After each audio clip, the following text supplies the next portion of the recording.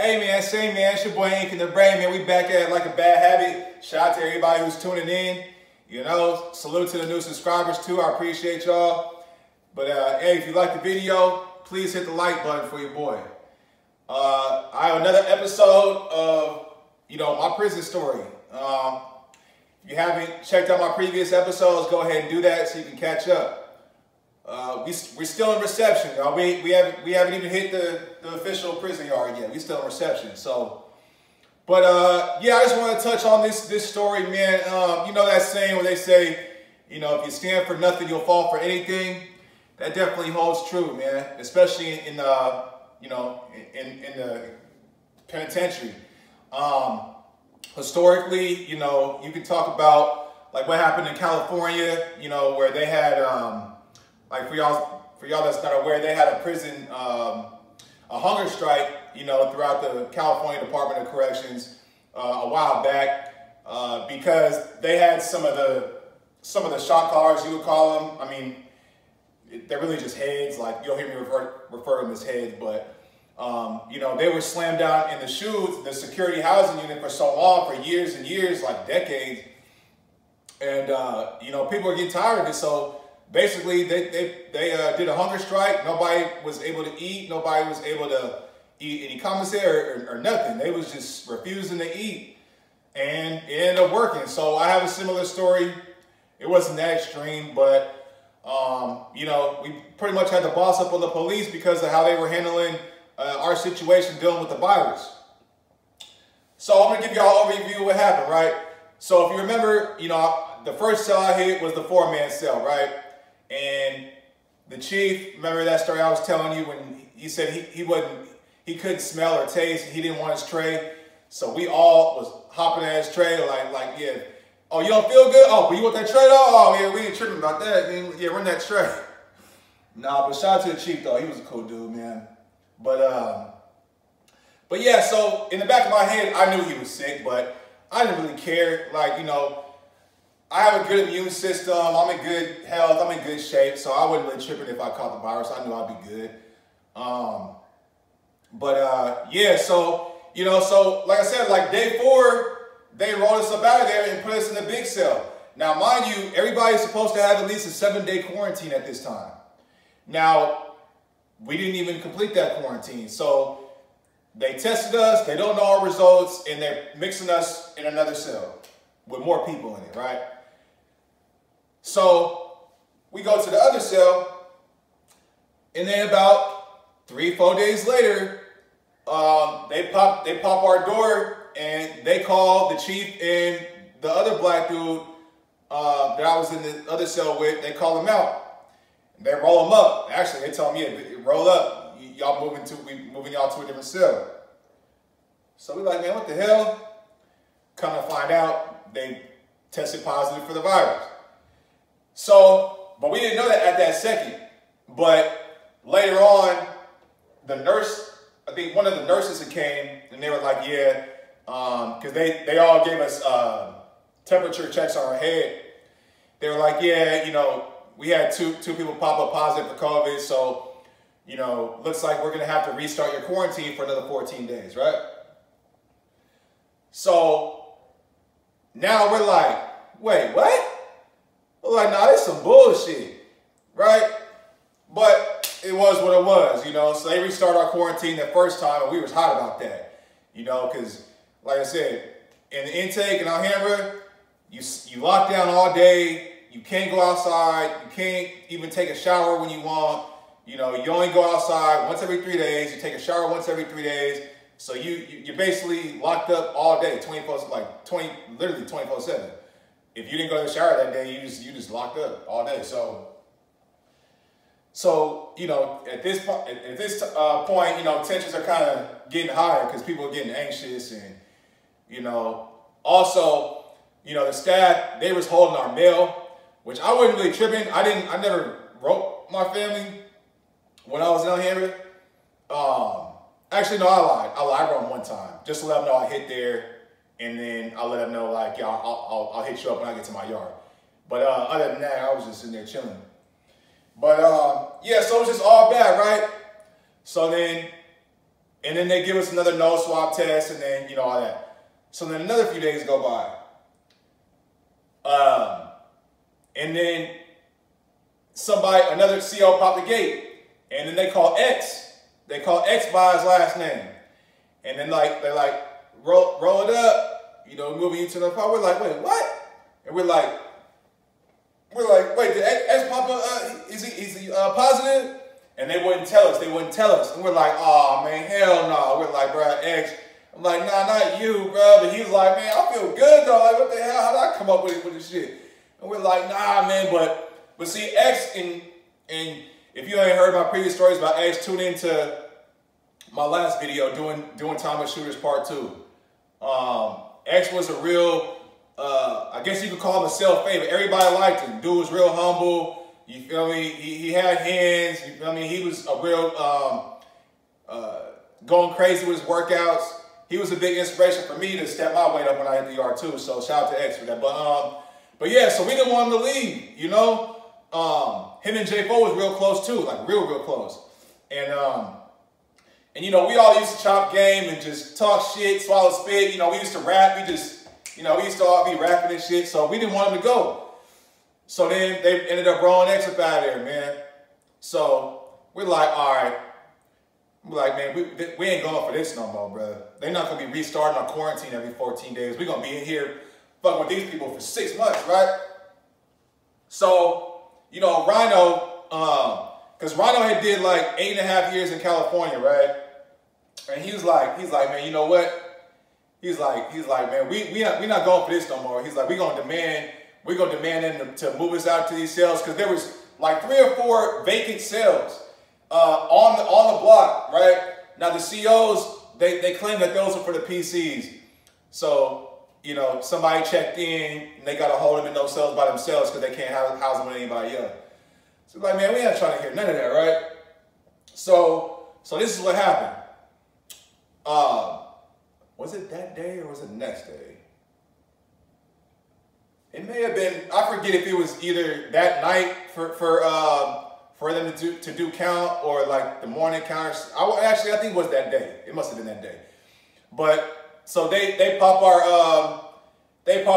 door for us to go out to count, because like I said, when in count and intake, in small cells they'll just look in and have you show your ID, and then that's it. In big cells, they make everybody walk out, line up against the wall, call your name, and then you gotta walk back in the cell.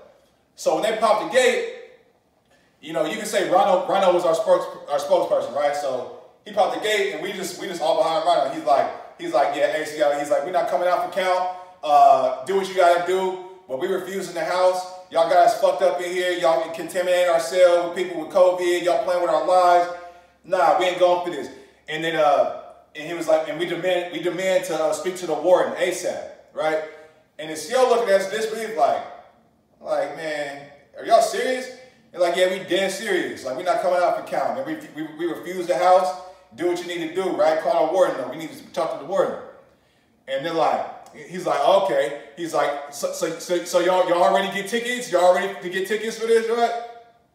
We're like, man, hell yeah, we ready to get tickets for this shit. Because, I mean, at this point, we're sick of Al Hamburg. Whatever he do to get us off this yard, just send us to prison, cool. Us getting a little ticket, a little write-up, it is what it is. It's not a major. Well, actually, I don't know if it was a major or not. Refusing it probably is a major. But at that time, we didn't care. We didn't care if it was a minor ticket or a major. We was like, man, fuck this shit. Especially like me, I was hot because I'm like, man, I was in a 4-man cell. I'm in there chilling, and then y'all move me into this crazy bullshit. Now y'all restarting I was hella mad over that. So man, long story short. Man, this little short lady come up to our door, and they pop the door for her. And we're like, and this is the warden, little short lady, real nice lady though.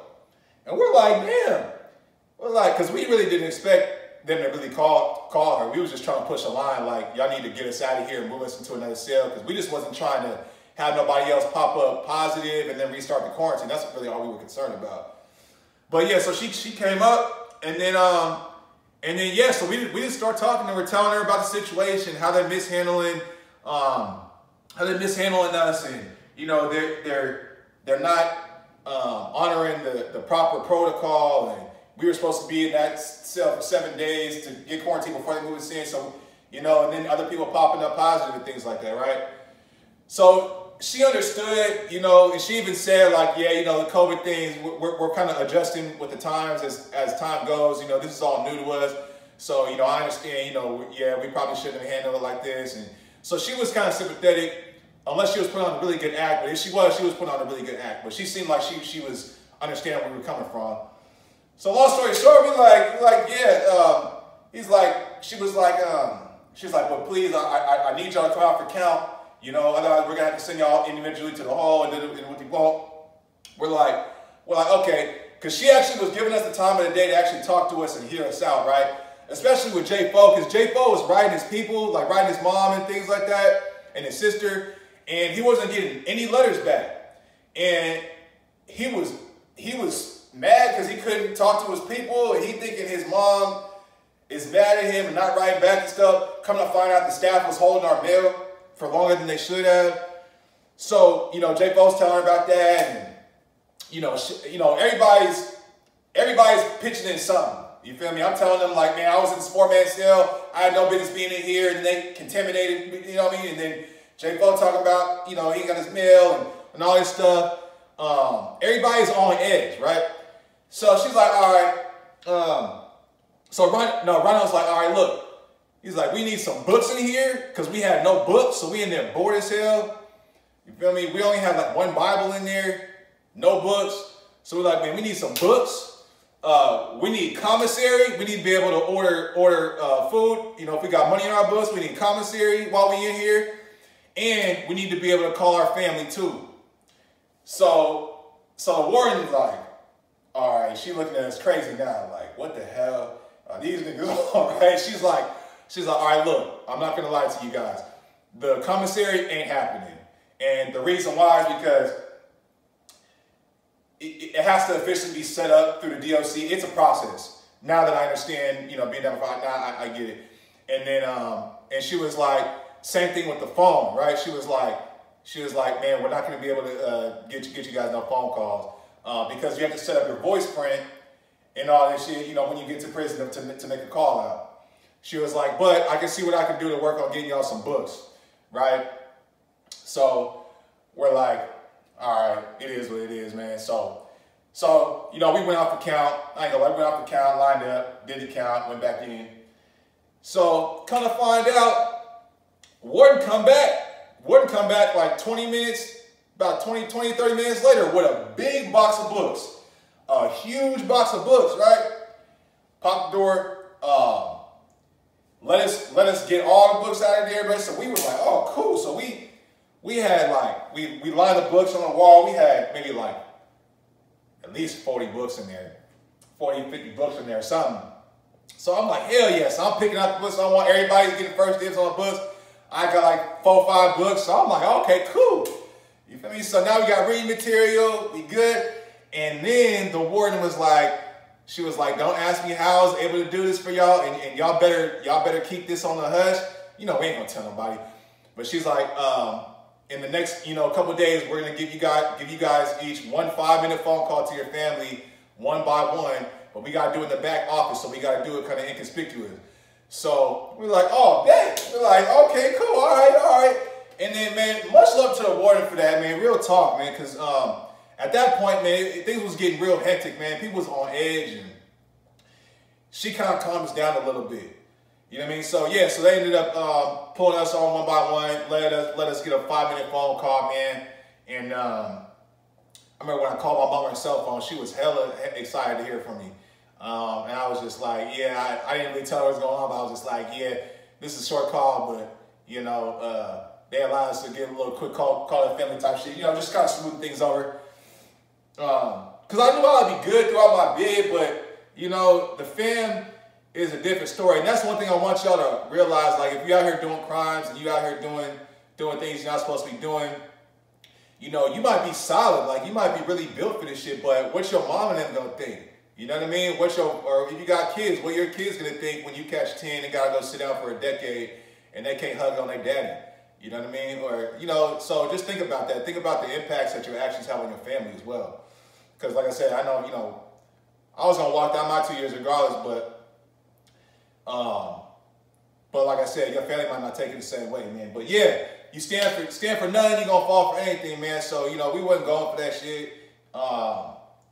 Turns out, you know, we was able to get a little bit to get back out of that situation. At least we got to call our family, got some books, you know, which was big for us. I mean, they said that's never been done before. Even Silverback, there's a CEO named Silverback, big black dude. He was like, man, I'd never seen that shit done before.